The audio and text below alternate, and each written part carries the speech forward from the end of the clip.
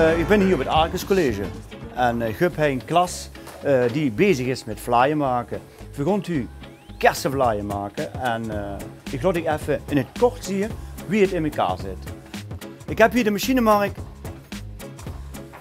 Daar kun je in principe de grondstoffen, eerst de gist en dan de bloem. Daar staan ze. Gist, ja, gooi maar erin. Kruimen hem maar. Bloem. Dan krijgen we de melkpoeder.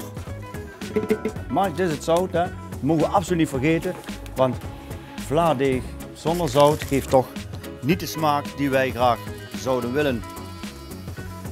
Alle grondstoffen zijn in de machine. In de eerste versnelling, hij loopt 6 minuten en dan schakelt hij zich automatisch om naar 2 minuten in de snelle. Maar ik hou de deeg in de gaten, want is hij te droog, moeten we water erbij doen. Hè? Dit deeg komt van de oet rollen en in een vlaarpannen doen en dan laat ik in de leerling dat oet rollen.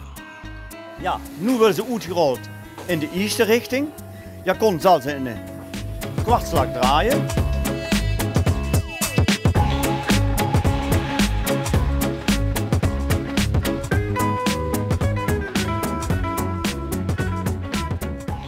Het fruit is gemengd. Sylvia is nu verder met. Maar eigenlijk is dit het werk wat ze eigenlijk in de dag van tevoren moest doen. Waarom? Het moet op temperatuur komen en het kan een beetje noorbingen.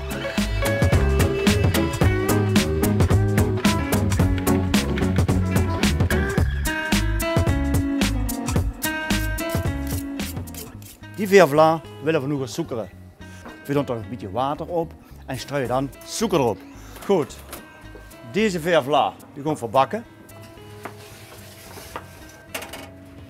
Oké.